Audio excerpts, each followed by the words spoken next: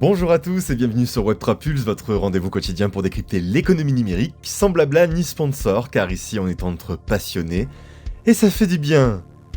Cela étant dit, j'espère que vous prenez soin de votre santé numérique. Aujourd'hui, jeudi 8 mai, Bitcoin frôle les 100 000 $ et on va voir pourquoi. On verra aussi comment Stripe réinvente le compte bancaire en stablecoin, CZ, l'ex-PDG de Binance qui recherche la réhabilitation politique, et Coinbase qui affronte actuellement une vague d'escroquerie sur sa plateforme. L'écosystème crypto, lui, continue d'avancer à la croisée des chemins entre institutionnalisation et regain de volatilité. Et on analysera les principales tendances et le top 10 du marché. Mais juste avant de commencer, merci d'encourager ce jeune projet avec un petit like, un abonnement, c'est bon pour la motivation, et laissez-moi un petit mot ou un avis dans l'espace commentaire, ça fait évoluer la chaîne dans le bon sens, merci. Allez, on attaque tout de suite avec Bitcoin qui atteint les 99 800 $ au plus près de la barre mythique des 100 000 $, en cause une annonce politique à forte charge symbolique, puisque Donald Trump a révélé sur Truth Social qu'un accord commercial majeur serait signé avec un pays très respecté, possiblement le Royaume-Uni. Cet effet d'annonce dans un climat déjà tendu par la politique monétaire américaine a déclenché une réaction immédiate des marchés crypto. Les investisseurs qui guettent le moindre signal de relance ou d'ouverture économique ont interprété cette annonce comme un catalyseur pour les actifs à risque. Ryan Lee, analyste chez BitGate, souligne que cette poussée repose d'abord sur les fondamentaux macroéconomiques, anticipation de baisse des taux par rapport à la Fed, pression politique de pro-liquidité et flux croissant vers les ETF crypto. Les baleines, elles, continuent d'accumuler, mais prudence, tant que la Réserve fédérale ne confirme pas une inflexion claire de sa politique, cette flambée pourrait rester technique. La zone des 100 000 $ étant autant un sommet qu'un test, sans alignement macro durable, difficile d'en faire un vrai plancher. Ensuite on enchaîne avec Stripe, géant des paiements qui frappe un grand coup après avoir acheté la plateforme Bridge pour 1,1 milliard $. L'entreprise lance ses Stablecoin Financial Accounts, une nouvelle offre qui permet aux entreprises de 101 pays de gérer des comptes libellés en stablecoin, adossés au dollar bien sûr. Objectif, permettre aux entrepreneurs à des zones à forte instabilité monétaire de se protéger contre l'inflation et de s'ouvrir à l'économie globale. À son lancement, le service prend en charge l'USDC et l'USDB, stablecoin de Bridge, avec des extensions prévues. Mais ce n'est pas tout, Stripe dévoile également un modèle d'IA propriétaire pour la détection de fraude, entraîné sur des dizaines de milliards de transactions. L'ambition est claire de positionner Stripe comme l'ossature technique de la finance programmable, entre dollars numériques, IA et paiement instantané. D'ailleurs, Patrick Collison, le CEO de Stripe, le résume ainsi: deux vents de force extrême redessinent l'économie mondiale, l'intelligence artificielle et les stablecoins. On poursuit avec CZ qui demande grâce à Trump. En effet, Changpeng Zhao, plus connu sous le nom de CZ, a confirmé avoir officiellement demandé une grâce présidentielle à Donald Trump. L'ancien PDG de Binance, libéré en septembre dernier après 4 mois de prison pour défaut de conformité anti-blanchiment, a déposé la requête via ses avocats il y a 2 semaines. Ironie du sort, c'est la presse, Bloomberg et Wall Street Journal qui, en révélant les discussions non confirmées, a poussé ses aides à franchir le pas. S'ils écrivent cet article, autant le faire officiellement, a-t-il déclaré dans un podcast. Trump, depuis son retour au pouvoir, a déjà accordé des grâces à plusieurs figures majeures du monde crypto, dont Ross Ulrich de Silk Road et les cofondateurs de BitMEX.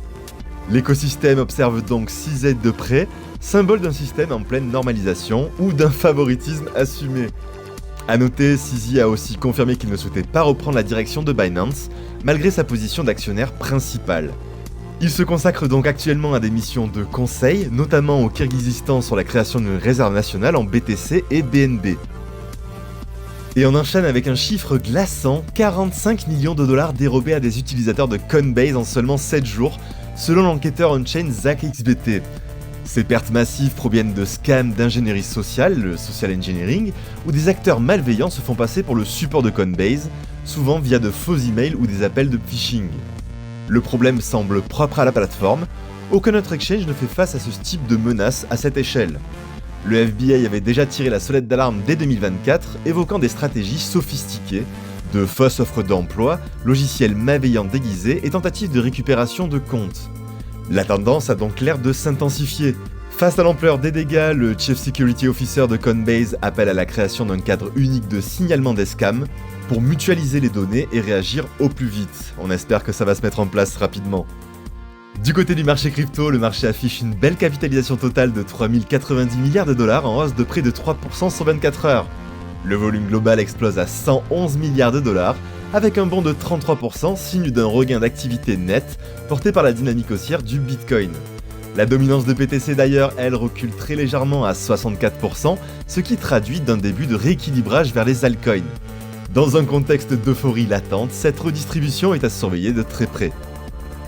Et si Bitcoin évolue actuellement autour des 99 800 $ en légère consolidation après son pic précédent, sur 7 jours il progresse de 4,37% porté par les annonces politiques et les anticipations de baisse des taux.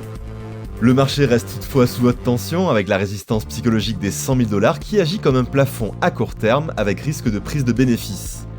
Les volumes sont massifs et les dérives montrent un open interest assez élevé, donc la probabilité d'un pullback est réelle, notamment si la Fed reste floue sur son calendrier monétaire. Attention également à la création d'un éventuel gap CME au-delà des 100 000 $ si une clôture hebdomadaire trop rapide intervient sans retracement intermédiaire. Ethereum est stable mais toujours assez loin de sa dynamique post-merge puisqu'il se négocie à 1950 $ en progression hebdomadaire de plus de 6%. Techniquement la reprise est propre mais le rejet des 2000 reste assez fort. Donc malgré une performance correcte, ETH continue de sous-performer BTC, signe d'un marché dominé par la narrative macro et non par les fondamentaux propres au protocole. Les altcoins respirent enfin, EOS plus 23%, Pingu plus 20, QNT plus 19,9, Form 17 ou encore BCH plus 11,7%. Cela nous démontre une rotation vers des projets à plus forte convexité, mais la bulle reste sous tension comme en témoigne la chute des tokens très spéculatifs comme OP moins 15%, Trump moins 8,3% ou encore avec Fartcoin moins 12,5%. BNB à 617 $ et Sol à 153 $ poursuivent leur progression lente mais régulière de plus 2,1 et plus 1,2 cette semaine. Leur volume reste solide en phase avec un intérêt institutionnel croissant, notamment autour de la BNB Chain. Dodge affiche un surprenant plus 5,37% sur la journée. Les mêmes coins rebondissent avec l'euphorie, mais prudence, leur liquidité reste fragile et la volatilité asymétrique. Sui se distingue avec plus 8,79% en 24 heures et plus 4,93 sur 7 jours, soutenu par les annonces récentes autour de son stablecoin gaming. Le signal est fort, mais le token reste encore jeune avec un historique technique limité. Le volume des stablecoins lui baisse de 94% à 91% du volume total avec plus de 100 milliards de dollars échangés. Ce chiffre record traduit d'une forte rotation sur les exchanges et possiblement une reprise de position défensive. Du côté des indicateurs de sentiment, ça vire à l'optimisme et on peut enfin contempler le Fear and Greed Index dans zone grid et bien verte. Donc pour résumer, les volumes explosent et les mêmes reprennent vie, mais certains signaux appellent à la prudence. Le marché reste donc vulnérable à un retour de la volatilité, notamment autour du discours attendu de la Fed ou d'éventuels revers géopolitiques. Voilà, c'est tout pour moi, j'espère que ça vous a plu, si c'est le cas, merci de liker, commenter et abonnez-vous pour ne rien rater. On se retrouve dès demain pour une nouvelle vidéo, d'ici là, tradez prudemment, holdez intelligemment et surtout ne vous laissez pas manipuler par vos émotions.